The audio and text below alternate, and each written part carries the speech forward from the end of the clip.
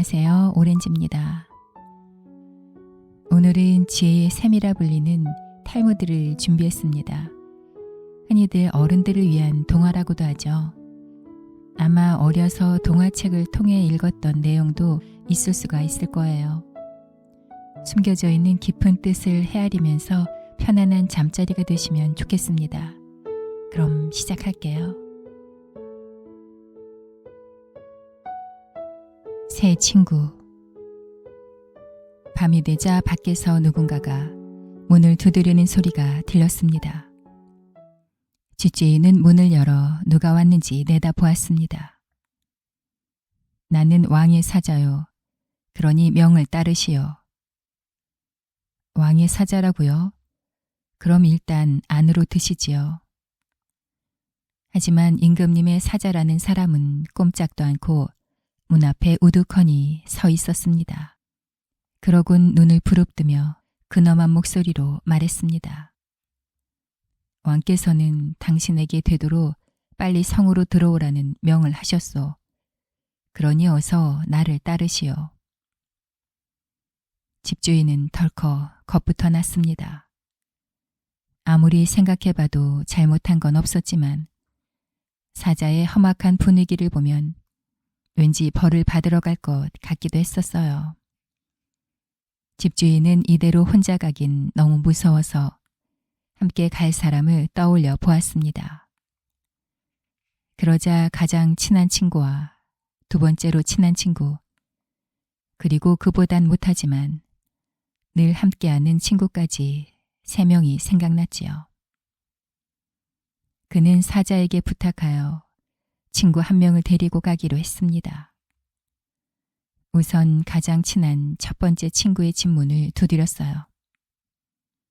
이 친구는 그를 가장 아껴주었으며 그의 부탁을 거절한 적도 없었습니다. 오, 친구, 자네가 이 한밤중에 웬일인가? 이보게, 나 좀 도와주게나. 무슨 일이 생겼는가? 첫 번째 친구는 근심스런 얼굴로 물었습니다. 그러자 집주인은 왕이 자기를 성으로 불러들였으며 왠지 사자의 말투나 행동으로 보아 상을 받는 좋은 일은 아닌 것 같다고 털어놓았습니다. 이 말을 들은 친구의 얼굴은 차갑게 굳었습니다. 그리고 그의 말과 행동 역시 냉랭하게 돌변했지요. 설마 나보고 성에 대신 들어가 달라는 부탁을 하러 온 건가? 아닐세. 대신이 아니라 그저 나와 함께 들어가 주었으면 해서 그렇다네. 내가 너무 겁이 나서 말이지. 첫 번째 친구는 잠시 생각을 하더니 이내 고개를 저었습니다. 나는 함께 가줄 수 없네. 그는 단호하게 거절했습니다. 집주인은 울상이 되어 이유를 물었습니다. 그야 당연한 것 아닌가. 함께 들어갔다가 나까지 왕께 벌을 받으면 이 무슨 낭패가 아니겠는가. 집주인은 시무룩해져서 하는 수 없이 두 번째 친구의 집으로 찾아갔습니다. 그를 반갑게 맞이하는 두 번째 친구에게 집주인은 그간의 사정과 첫 번째 친구로부터 거절당한 이야기를 모두 꺼내놓았습니다. 자네는 나와 함께 가줄 수 있겠지? 두 번째 친구는 골똘히 생각에 잠겼다가 신중히 말했습니다. 좋아, 가겠네. 하지만 성문 앞까지만 동행할 걸세. 안으로 들어가진 않을 거야. 두 번째 친구는 큰 선심을 쓰듯이 말했지요. 하지만 집주인은 왕의 앞에 함께 있어줄 친구가 필요했습니다. 그는 힘없이 발길을 돌려 마지막 친구에게로 향했어요. 이제는 큰 기대도 없이 그간의 일들을 친구에게 모두 말했습니다. 앞에 두 친구에게 거절당한 일까지 말이죠. 그런데 세 번째 친구 반응은 전혀 달랐습니다. 그런 일이 있었구먼. 아주 힘들었겠어. 이 친구야, 자네가 함께 가달라는데 무엇을 망설이겠는가. 내가 따라가 줌세. 함께 가자고. 집주인은 깜짝 놀라 귀를 의심했습니다. 그는 몇 번이나 마지막 친구에게 되물었어요. 자네 농담 아닌가? 나는 큰 벌을 받으러 갈 수도 있고 함께 온 자네에게 불똥이 튈 수도 있어. 그런데도 함께 갈 텐가? 이복의 친구, 자네가 벌을 받을 리 없는 좋은 사람인 걸 내가 분명히 알고 있는데다. 혹여 벌을 받으러 간다고 해도 그건 왕께서 잘못 알고 계신 게 있을 것이니 내가 바로 잡아드려야지. 집주인이 찾아갔던 세 친구의 이름은 각각 재산, 주변 사람, 그리고 좋은 행실이었습니다. 그리고 왕으로 표현된 존재는 바로 죽음입니다. 본래 사람들은 재산을 쌓으며 가장 소중히 여기는 법이기에 늘 가까이 두고 있지요. 하지만 재산은 살아있을 때만 가까이 둘 수 있습니다. 죽어서는 가져가지 못하지요. 그렇기에 첫 번째 친구인 재산은 죽음 앞에서 더 이상 친구의 역할을 할 수 없게 된 것입니다. 두 번째 친구인 주변 사람은 살아있는 동안 함께 지내는 사람들입니다. 이들은 생활 속에서 곁에 있으며 죽어서 장례식을 치를 때까지도 함께합니다. 하지만 죽은 후에 이들과 함께 갈 수는 없습니다. 그래서 두 번째 친구가 따라가 주겠다던 성문은 바로 홀로 남겨질 무덤을 의미하죠. 마지막 친구인 좋은 행실은 평소에 잘 눈에 띄지 않습니다. 하지만 사람이 죽은 후에도 오래도록 남아있지요. 그리고 죽은 이를 평가하고 판단하는 증거이자 기준이 되어주는 법입니다. 무언의 소통.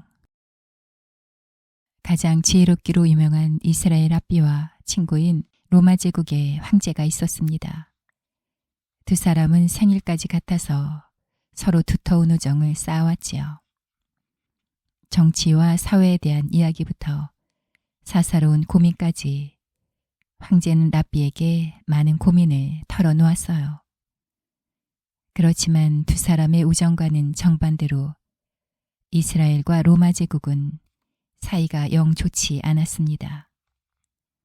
두 나라의 국민들도 서로를 싫어했고 자신들의 황제가 랍비와 친하다는 것도 불만스러워했습니다.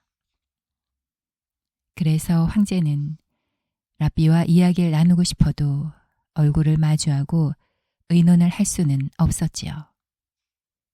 그 대신 편지를 써서 사자를 통해 랍비에게 전달하곤 했습니다. 하루는 황제에게 고민이 생겨 또 편지를 한 통 써서 전했습니다. 내게는 두 가지 소원이 있습니다. 하나는 내가 죽거든 내 아들이 아무 탈 없이 왕위를 이어받는 것입니다. 또 하나는 내가 아끼는 도시인 티베리우스를 교역이 왕성한 자유무역도시로 만들고 싶다는 것입니다. 물론 이 두 가지를 모두 이루는 건 욕심이자 불가능한 일일 것 같소. 그렇다 해도 두 가지를 모두 이룰 방법이 없을지 알고 싶습니다. 황제는 편지를 써서 보내면서도 답장은 절대로 받지 못할 거라 단념한 상태였습니다. 그만큼 두 나라 간의 관계는 최악의 상황으로 치닫고 있었고 이런 상황에 이스라엘 랍비와 편지를 주고받은 사실이 발각되면 황제의 자리가 위태로워질 수도 있었습니다. 생각 끝에 황제는 편지를 전하러 보냈던 사제에게 물었습니다. 편지를 받은 랍비는 어떤 반응을 보였느냐? 그러자 사자는 랍비가 했던 행동을 따라해 보이며 말했습니다. 랍비께서는 편지를 읽고 나서 이렇게 자기 아들을 어깨 위에 올려놓고는 아들에게 비둘기를 주며 하늘로 날려보내게 시켰습니다. 그리고 아무 말씀도 하지 않으셨습니다. 옳거니 그런 방법이 있었구나. 황제는 사자의 행동만으로도 랍비의 뜻을 알아차렸습니다. 먼저 아들을 왕위에 올려놓은 다음 그 아들이 티베리우스를 자유무역도시로 만들게끔 하라는 메시지였어요. 몇 달 후 황제는 자신의 고민을 또 편지로 써서 보냈습니다. 궁에 있는 대신들 때문에 매우 힘든 나날을 보내고 있습니다. 뜻이 맞지 않는 이들을 과연 어떻게 해야 좋을지 모르겠습니다. 이번에도 랍비에게 편지를 전하고 돌아온 사자가 말했습니다. 이번에 랍비께서는 편지를 읽고 뜰로 나가시더니 풀을 한 포기 뽑아 오셨습니다. 그리고 다시 나가서 또 한 포기를 뽑아 오신 후에 얼마 있다 또 나가서 풀을 뽑아 오셨습니다. 황제는 무릎을 탁 치며 알아차렸습니다. 뜻이 맞지 않는 대신들을 한꺼번에 몰아낼 것이 아니라 티가 나지 않도록 한 사람 한 사람씩 천천히 내보내라는 의미였기 때문입니다. 아버지의 유서. 어마어마한 재산을 지닌 부자가 있었습니다. 그는 몇 해 전부터 병이 들어 곧 죽음을 맞이할 준비를 해야 했어요. 그런 주인을 돌보던 노예는 안타까운 마음이 들었습니다. 주인님, 예루살렘에 공부하러 가신 도련님을 모셔올까요? 도련님은 부자의 하나뿐인 아들이었습니다. 부자는 아들이 무척 보고 싶었지만 단호하게 고개를 저었습니다. 어차피 그 아이가 오기 전에 난 저 세상으로 가 있을 거야. 그러니 아이가 돌아오거든 볼 수 있도록 유서를 작성해 놓아야겠어. 부자는 병이 깊어질 무렵부터 유서의 내용에 대해 고민해왔습니다. 그리고 깊은 생각 끝에 천천히 유서를 써 나갔습니다. 그런데 그 내용은 조금 이해하기 힘든 것이었습니다. 내 전 재산을 나의 노예에게 상속한다. 그리고 나의 유일한 아들에게는 아들이 그 재산 중에 아들이 원하는 것 한 가지만을 갖도록 허락하겠다. 유서를 읽어본 노예는 깜짝 놀라 부자를 말렸습니다. 하지만 부자는 좀처럼 고집을 꺾지 않고 이 유서를 반드시 아들에게 전하라고 당부했지요. 며칠 후 부자는 세상을 떠나고 말았습니다. 부자가 떠나자 유서에 적힌 대로 전 재산을 받은 노예는 한순간에 부자가 되었지요. 그리고 이 소식을 전하기 위해 도련님이 있는 예루살렘으로 곧장 떠났습니다. 물론 주인님께 물려받은 재산이 한 푼도 없어지지 않도록 잘 단속해 놓고 말이에요. 예루살렘에서 노예가 전한 유서를 받아본 아들은 너무 놀라 망연자실하고 말았습니다. 자기가 없는 사이 노예가 아버지 유산을 탐내 꾸민 일이라고 의심하기도 했죠. 복잡한 마음으로 고향에 내려가 아들은 아버지의 장례를 일단 무사히 치러냈습니다. 그리고 애도의 기간이 끝난 후 평소 자신이 존경하던 랍비를 찾아갔습니다. 아들은 그동안 일어난 일에 대해 자세히 이야기했습니다. 아버지에 대해 분하고 섭섭한 마음을 털어놓기도 했고요. 이 모든 일이 말이 된다고 생각하십니까, 랍비님? 그러자 랍비는 빙그레 웃으며 말했습니다. 나는 자네의 아버님께서 매우 현명하시다는 생각이 드네. 그건 또 무슨 궤변입니까? 유일한 아들을 놔두고 노예에게 전 재산을 넘긴 아버지가 현명하단 말씀입니까? 아들은 부하가 치밀어 따져 물었습니다. 자, 진정하고 내 말을 잘 들어보게나. 아버님이 돌아가시고 집에 돌아와 보니 없어진 재산이 있었나? 그렇진 않습니다만. 자네는 아버님이 돌아가실 때 집에도 없었고 유산을 노예가 상속받은 걸 알지도 못했지만 반대로 노예는 아버님의 임종을 지켰고 자신이 전 재산을 가지게 된 걸 알고 있었어. 그건 이미 말씀드린 사실 아닙니까? 아들은 랍비의 말이 의아해 되물었습니다. 그렇다면 그 노예는 자네가 아버님이 돌아가신 걸 알기도 전에 모든 재산을 가지고 도망가 버릴 수도 있었어. 하지만 그러하지 않았지. 아들은 랍비의 말에 곰곰이 생각에 잠겼습니다. 랍비는 이제 아들에게 물었습니다. 아버님께서 왜 그러셨다고 생각하나? 그건 아직도 잘 모르겠습니다.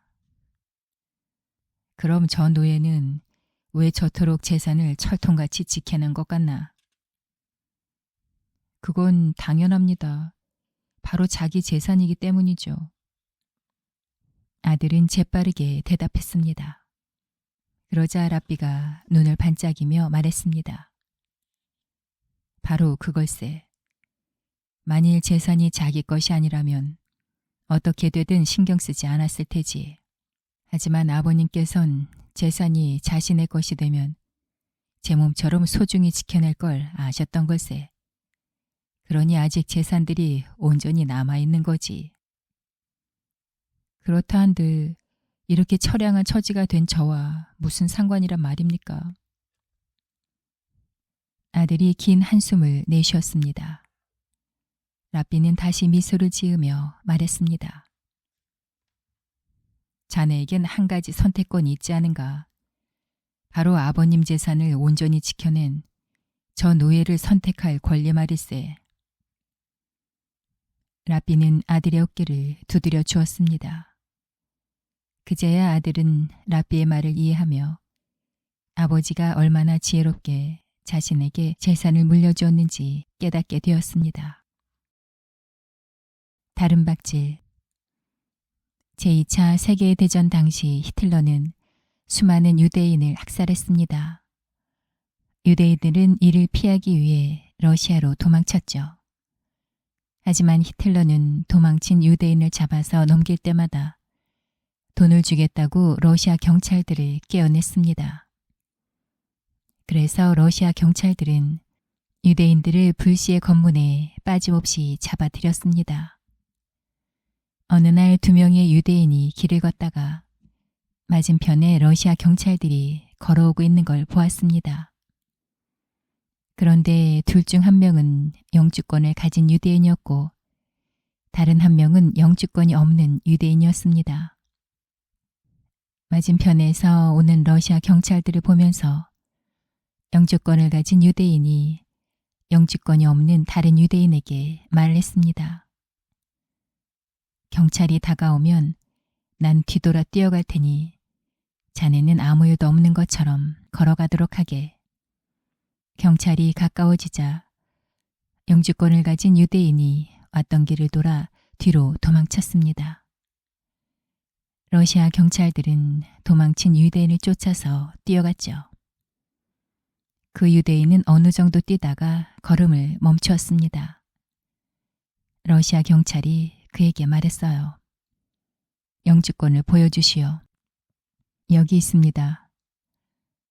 영주권을 본 경찰이 물었습니다. 영주권이 있는데 왜 도망쳤소? 요즘 몸이 아파서 병원 다니는데 의사가 약을 먹은 후 30분 동안은 뛰라고 했습니다. 그래도 뒤에서 경찰이 쫓아오는 걸 보면 멈췄어야죠. 당신도 약을 먹고 나서 뛰라는 의사의 처방을 받은 줄 알았습니다. 파이. 두 형제가 파이 하나를 놓고 싸우고 있었습니다. 두 형제는 서로 파이를 자르겠다고 다투었어요. 형이 칼을 들고 파이를 자르려고 하는 모습을 보고 아버지가 말했습니다. 얘들아, 아버지 말을 들으렴. 누가 먼저 파이를 잘라도 상관없으니 한 사람이 파이를 자르면 다른 한 사람이 먼저 파일을 고르는 것으로 하자꾸나.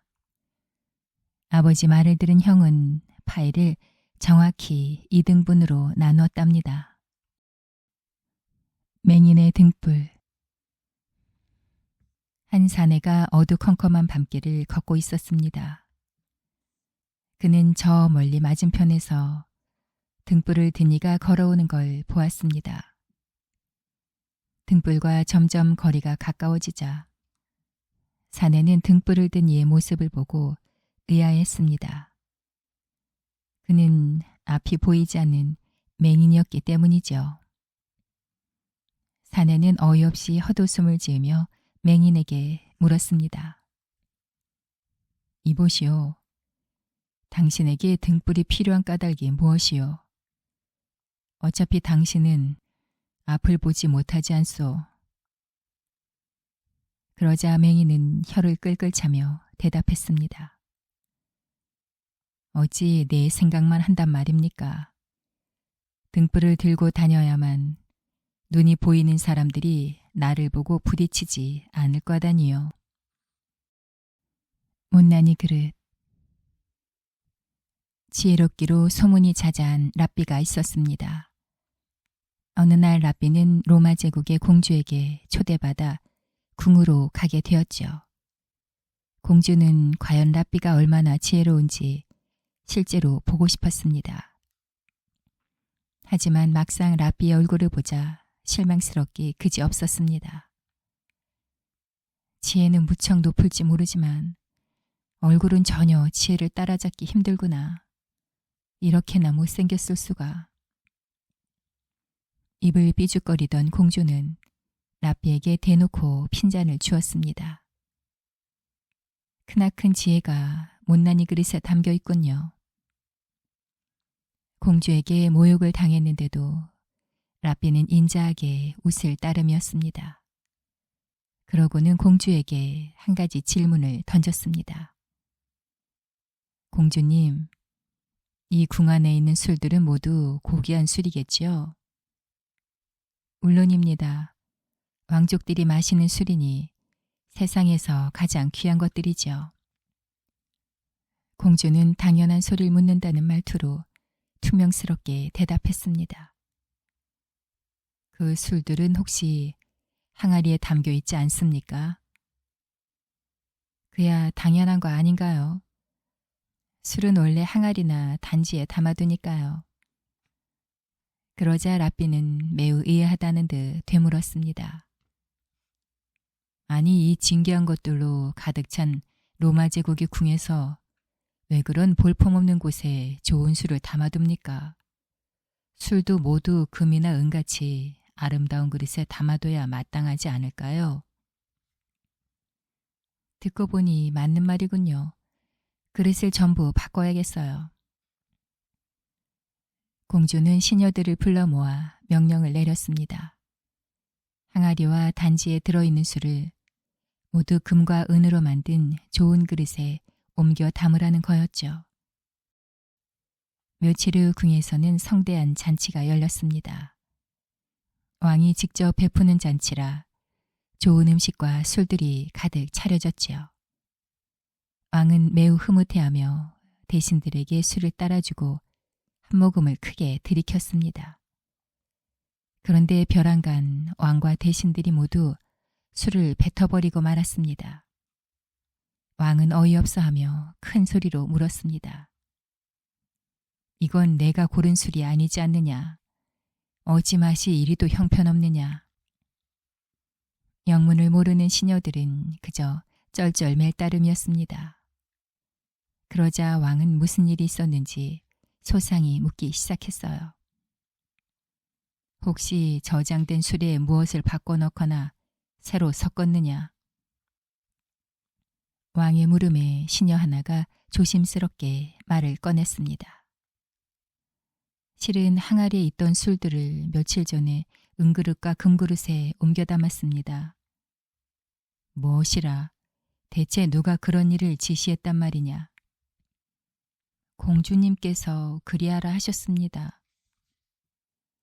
시녀의 말에 왕은 머리끝까지 화가 치밀어 올라 공주를 불러오라 명했습니다. 공주는 자기가 한 일에 아버지가 감동하여 칭찬을 아끼지 않으리라 상상하며 콧노래를 불렀습니다. 하지만 술잔을 든 왕의 얼굴은 여전히 불그락푸르락 했답니다. 네가 이 모든 술들을 망쳐버리는 어리석은 실수를 저질렀단 말이냐. 아바마마, 저는 이 진귀한 술들이 어울리는 근사한 그릇에 옮겨 담아 아버님을 기쁘게 해드리고 싶었을 뿐입니다. 아름답지만 어리석은 공주야.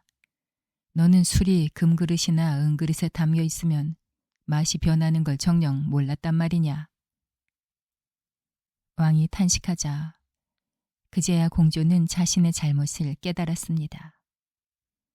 수많은 대신들 앞에서 망신을 당한 공주는 방으로 돌아와 라삐에게 크게 화를 냈지요. 라삐님께선 이런 사실을 알고도 저를 일부러 골탕 먹이신 건가요? 그러자 라삐는 진지한 얼굴로 대답했습니다. 공주님, 골탕이 아니라 지혜를 드리고자 한 것입니다. 아무리 귀하고 대단한 것이라도 반드시 겉이 번지르르한 곳에 들어가 있어야 가치가 생기는 건 아니라는 것을요. 투박한 항아리가 좋은 술에는 가장 알맞은 집인 것처럼 말입니다. 7번째 라삐. 어느 날 한 라삐의 집에서 모임이 있었습니다. 그는 하인에게 당부했죠. 내일 아침 6시에 손님 6분이 오기로 했으니 맞이할 준비를 해두게. 네, 라삐님. 그런데 무슨 일로 모이시는 건지요? 다른 라삐들과 아주 중요한 문제에 관해 얘기를 나누어야 해. 알겠습니다. 말씀하신 대로 6분의 손님께 대접할 양식을 준비하겠습니다. 다음 날 아침 오기로 했던 손님들이 하나둘 도착했습니다. 하인은 준비한 대로 라삐들을 친절히 맞이했습니다. 라삐님, 그런데 좀 이상합니다. 손님을 맡고 있던 하인이 말했습니다. 라삐는 무엇이 이상하냐고 물었습니다. 분명히 라삐님께서는 6분의 손님이 오신다고 했는데 지금 도착한 분까지 총 7분의 라삐가 오셨습니다. 이 말을 들은 라삐는 둘러앉은 손님들을 세어보았습니다. 정말 하인의 말대로 라삐는 모두 7명이었지요. 그는 매우 곤란한 지경에 처하고 말았습니다. 오늘 의논할 문제는 매우 중요하고 긴밀한 것인데 약속되지 않은 사람 하나가 끼어 있으면 안 되기 때문이었어요. 그런데 애초에 라삐는 손님이 몇 명 오는지만 알고 있었을 뿐 누가 오는지는 미리 들은 바가 없었습니다. 그래서 누가 와야 할 사람이고 누가 약속되지 않은 사람인지 알지 못했지요. 하는 수 없이 약속 없이 온 사람을 찾아내야만 했습니다. 주인 라삐는 손님 라삐들에게 말했습니다. 매우 죄송합니다만 오늘 약속을 하지 않고 오신 분은 돌아가 주시겠습니까? 원래 6분이 오시기로 했는데 지금 7분이 이 자리에 계십니다. 약속되지 않은 한 분은 자리를 비켜주셔야 할 것 같습니다. 그러자 라삐 한 명이 벌떡 일어났습니다. 모든 사람들이 그에게 주목했지만 그는 주저없이 문을 열고 나가버렸습니다. 하지만 남아있던 사람들은 모두 어안이 벙벙했습니다. 왜냐하면 그는 오늘 바로 이 자리를 주최한 라삐였기 때문입니다. 평소 지혜가 높기로 유명하여 이 자리에 반드시 있어야 할 사람이었습니다. 주인 라삐는 그를 뒤쫓아 나갔습니다. 라삐님, 어찌하여 반드시 계셔야 할 당신께서 자리를 뜨시는 것입니까? 그러자 지혜로운 라삐가 말했습니다. 아무리 중대한 일이라 해도 사람을 무시해가면서 논하는 건 의미가 없습니다. 초대받지 않은 사람이라 해도 모두가 보는 데서 쫓겨나면 얼마나 무안하겠습니까? 그의 말에 랍비는 아무 대답도 할 수 없었습니다. 천국은 만들기 나름. 한 성실한 노예가 있었습니다. 그는 몇십 년간 부지런하고 충직하게 일한 덕분에 주인으로부터 큰 상을 받게 되었습니다. 그동안 네 덕에 매우 편하게 지냈다. 이제는 너도 나를 떠나 새로운 삶을 살길 바란다. 이 재물들을 가지고 가거라. 이제 넌 노예가 아닌 자유인이다. 노예는 무척 기뻤습니다. 그는 주인께 감사하다고 거듭 인사하며 길을 떠났지요. 하지만 배를 타고 넓은 바다로 나가던 그는 그만 큰 풍랑을 만나고 말았습니다. 배는 산산이 조각나고 재물은 모두 바다로 떠내려가 버렸습니다. 가까스로 목숨을 구한 그는 겨우겨우 헤엄쳐 외딴 섬에 도착했습니다. 행복은 내 것이 될 수 없단 말인가. 얼마 전까지 천국을 거니는 것만 같았는데 지금 내 처진 이루 말할 수 없이 비참하구나. 그는 신세를 한탄하며 터덜터덜 걸었습니다. 하지만 그보다 급한 것은 몸을 가릴 옷을 찾는 것이었습니다. 거센 파도에 옷까지 찢겨나가 그는 거의 알몸이었기 때문입니다. 우선 섬 가운데로 깊이 들어가 보면 도와줄 사람을 찾을 수 있을 것 같아 무작정 걸어갔습니다. 한참을 들어가자 마침내 마을이 나타났습니다. 그는 헐벗은 몸이 부끄러워 고개를 푹 숙이고 조심스레 걸어갔지만 그를 발견한 사람들의 반응은 놀라웠습니다. 그들은 그를 보고는 무릎을 꿇고 절을 하거나 만세를 외쳤어요. 우리들의 왕이 오셨다. 그토록 기다리던 왕이 오셨어. 사람들은 그를 데리고 화려한 궁궐로 데려가 맛있는 음식을 대접하고 좋은 옷을 입혀주었습니다. 그는 얼떨떨했지만 생전 처음 누리는 편안한 생활에 행복을 느꼈습니다. 며칠 후 그는 사람들에게 물었습니다. 대체 내게 왜 잘해주는 겁니까? 게다가 나를 보고 왕이라뇨. 난 여기 오기 전까진 노예로 살고 있었습니다. 그러자 한 사람이 웃으며 답했습니다. 이곳은 살아있는 사람들의 나라가 아닙니다. 우리들도 사람이 아니죠. 그래서 당신이 인간 세상에서 노예였는지 왕이었는지는 중요하지 않습니다. 살아있는 사람이 아니라고요?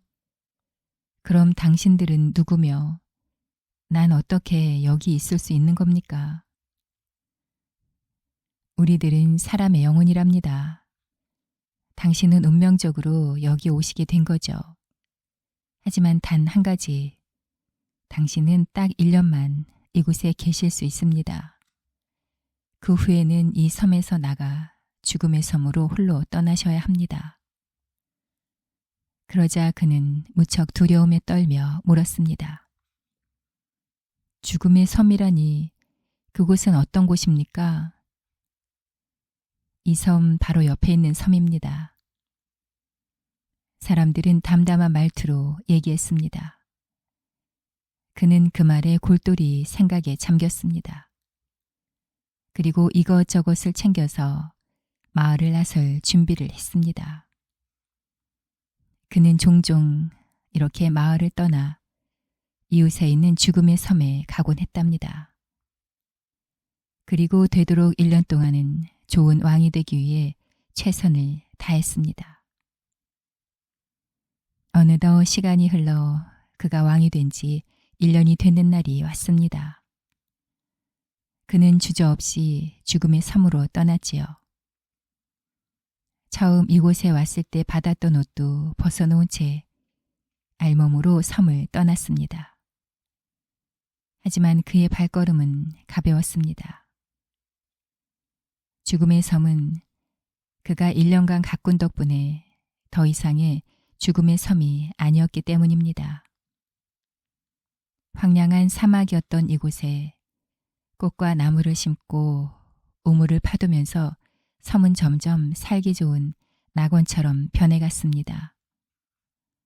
그는 자신이 가꿔 놓았던 것들이 이제는 무럭무럭 자라나 아름다운 섬을 만든 것을 보며 흐뭇한 마음이 들었습니다. 그리고 깨달았습니다. 천국과 지옥은 만들기 나름이라는 것을요. 화내다 보면 빈털털이. 아주 작은 일에도 화를 버럭버럭 내는 남자가 있었습니다. 그는 일단 작은 갈등만 생겨도 상대방의 말을 들어보려 하지도 않고 다짜고짜 화부터 내기 일쑤였습니다. 그렇지만 원래 악한 사람이 아니어서 화를 낸 다음엔 꼭 후회를 하곤 했습니다. 남자는 그런 자신이 무척 창피하고 못나 보였습니다. 그는 고민 끝에 사람들이 많이 섬기는 랍비를 찾아갔어요. 랍비님, 저는 화를 참지 못하는 나쁜 습관이 있습니다. 이 습관을 꼭 고치고 싶은데 무슨 방법이 없을까요? 그러자 랍비가 잠시 생각한 끝에 대답했습니다. 욕을 할 때마다 상대방에게 아주 비싼 선물을 해주세요. 한 번도 빼놓지 않고 지키셔야 합니다. 남자는 엉뚱한 제안에 좀 의아했지만 일단 따라보기로 했습니다. 그날부터 남자는 화를 내거나 욕을 하게 되면 랍비의 말대로 값비싼 선물을 사서 상대방에게 주었습니다. 그럴 때마다 더 화가 나기도 했지만 화를 내기 전에 한 번만 더 생각해 봤으면 좋았을 거라 후회하곤 했지요. 그렇게 열흘쯤 지나자 남자는 전달에 벌어놓은 돈이 거의 바닥날 정도로 선물을 해버렸답니다. 그 정도로 돈이 없어지고 나니 비로소 남자는 자기가 얼마나 어리석게 낭비를 했는지 깨닫게 되었어요. 그는 차츰 욕을 하지 않는 습관을 키우면서 화를 내기 전에 상대방에게 자초지종을 물어보곤 했습니다. 그러자 어느 날 더 이상은 선물을 사지 않고도 바르게 말하고 화를 누를 줄도 알게 되었죠. 그는 진짜 값비싼 선물을 자신이 받았다는 걸 깨달았답니다. 아내가 원하는 단 하나의 선물. 결혼한 지 10년 된 부부가 있었습니다.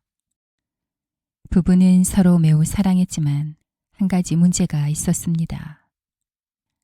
그 문제 때문에 남편은 랍비를 찾았습니다. 랍비님, 저는 아내와 헤어지려고 합니다. 그래서 랍비님께 허락을 구하고자 왔습니다. 랍비는 부부의 사이가 좋았다는 걸 알기에 처음엔 좀 놀랐지만 이내 무슨 문제 때문인지 알아차렸습니다. 그랬기에 더욱 마음이 아팠습니다. 그 이후로 아내와 정말 헤어지시려는 겁니까? 도저히 가문 어르신들의 엄명 때문에 하루하루 견딜 수가 없는 상황입니다. 저보다도 아내가 너무 가여워서 보고 있기가 힘듭니다. 랍비는 눈물을 훔치며 얘기하는 남편의 어깨를 다독여 주었습니다. 옛날에 유대인들은 결혼한 지 10년 동안 아이가 생기지 않으면 서로 헤어져도 된다는 법이 있었다고 합니다. 이 부부 역시 아이가 생기지 않아 계속 고민하다가 이윽고 10년이 되어 가문 어르신들의 질책을 받고 있었던 것입니다. 랍비는 이 부부를 돕고 싶었습니다. 그래서 한참을 궁리한 끝에 남자에게 한 가지 제안을 내놓았습니다. 선생님께서는 아내와 헤어진단 말을 가문 사람들 앞에서 하기 위해 잔치를 여시는 게 좋을 것 같습니다. 되도록 성대하게 말이죠. 그래야 아내가 얼마나 훌륭한 사람이었는지 보여줄 수 있으니까요. 남편의 얼굴이 조금 밝아졌습니다. 그거 참 훌륭한 생각이십니다. 저도 제 아내가 매우 좋은 사람이라는 걸 자랑하고 싶었습니다. 그리고 헤어지고 싶어서 헤어지는 게 아니란 것도 말이에요. 그러자 라삐는 한 가지를 더 제안했습니다.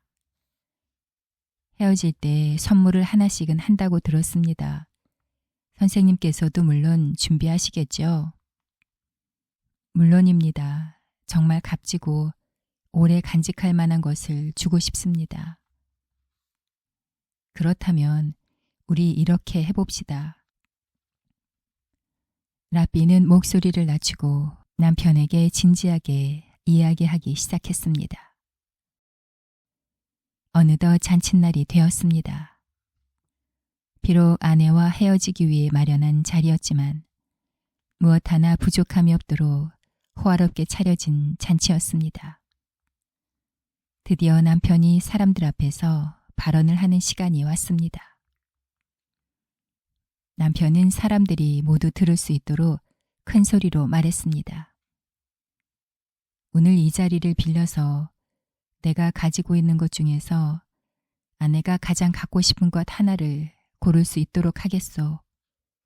나는 그것이 무엇이든 반드시 아내에게 줄 것을 약속합니다. 그때 라삐가 아내의 귀에 대고 재빠르게 무언가를 속삭였습니다. 그러자 아내의 두 눈에서 진주알 같은 눈물이 주르르 흘러내렸습니다. 아내는 자리에서 일어나 남편을 바라보며 말했습니다. 나는 당신이 가진 것 중에서 오로지 당신을 갖고 싶습니다. 아내의 말에 모든 이들이 웅성거렸습니다. 하지만 라삐와 남편은 서로를 마주보며 고개를 끄덕거렸지요. 유대인들이 그토록 중요시한 전통 중에는 라삐 앞에서 말한 약속은 반드시 지켜야 한다는 것도 포함되어 있었기 때문입니다. 남편이 전통대로 약속을 지키려면 아내가 원하는 자신을 선물로 주어야 했지요. 약속을 지킨 데 대한 선물일까요? 몇 년 후 부부에게는 아주 귀여운 아이가 태어났다고 합니다.